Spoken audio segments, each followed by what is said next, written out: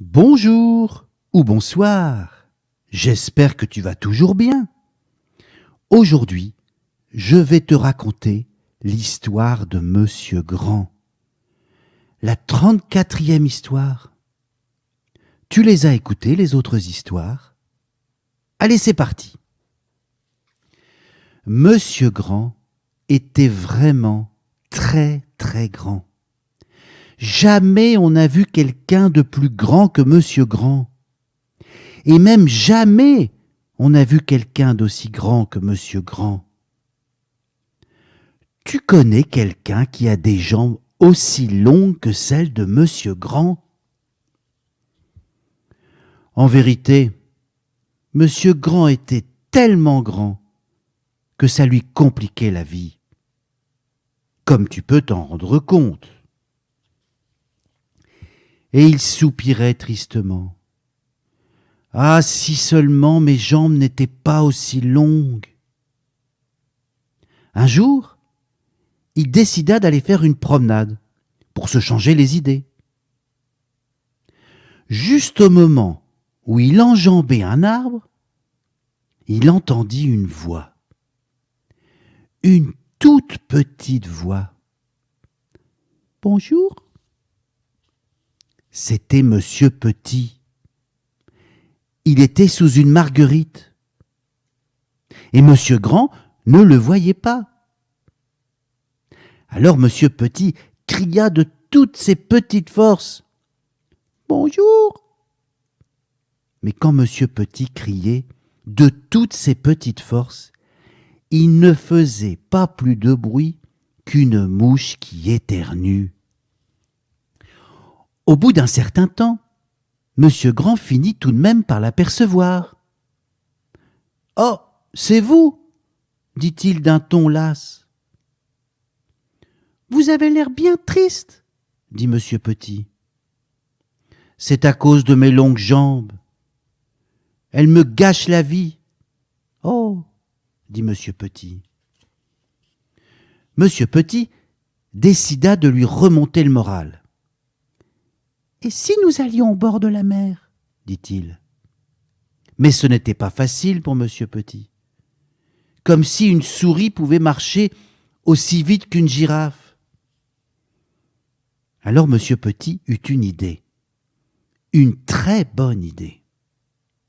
Il la mit aussitôt à exécution.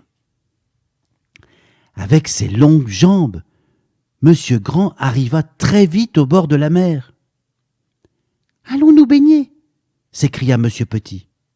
« Pas moi !» répondit Monsieur Grand. « Avant que je trouve un endroit assez profond pour nager, je serai déjà de l'autre côté de la mer. » Pendant que Monsieur Petit se baignait, Monsieur Grand s'assit tristement au bord de l'eau. Sa figure s'allongeait de plus en plus. Encore un peu, et elle serait aussi longue que ses jambes. Monsieur Chatouille vint à passer. « Bonjour, dit-il. Vous n'avez pas l'air joyeux. Vous voulez que je vous chatouille ?»« Non, merci, » répondit Monsieur Grand. « Ce que je voudrais, c'est d'autres jambes. Les miennes sont trop longues. »« Moi, c'est les bras, » répliqua Monsieur Chatouille. Il ajouta d'un ton malicieux. « Mais ils sont bien commodes pour faire des chatouilles. » Et il alla chatouiller quelqu'un d'autre. Monsieur Curieux vint à passer. « Allons, allons, dit-il, qu'est-ce qui vous arrive? Vous avez du chagrin ?»« C'est à cause de mes jambes, » répondit Monsieur Grand. « Elles sont trop longues. »« Moi, c'est le nez, » répliqua Monsieur Curieux. Il ajouta en riant. « Mais il est bien commode pour fouiner dans les affaires des autres. » Et il alla fourrer son nez ailleurs. Monsieur Glouton vint à passer. « Bonjour, dit-il. Vous avez l'air bien malheureux. »« C'est à cause de mes jambes, » expliqua Monsieur Grand. « Elles sont trop grandes. »« Moi, C'est les dents, répliqua monsieur Glouton. Il ajouta: mais elles sont bien commodes pour croquer, croquer, croquer encore. Et il alla chercher quelque chose à se mettre sous la dent.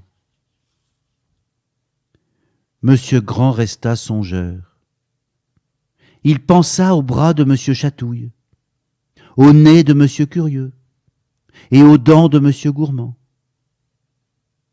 Alors il commença à sourire. Ses yeux se plissèrent.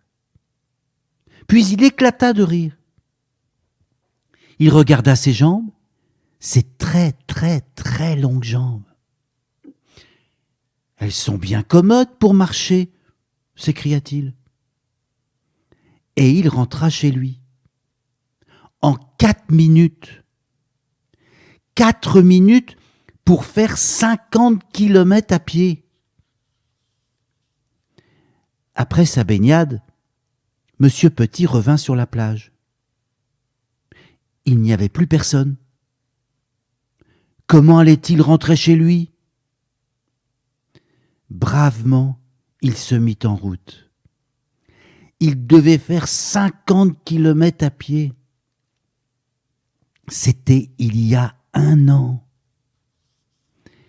Et il est arrivé chez lui hier soir.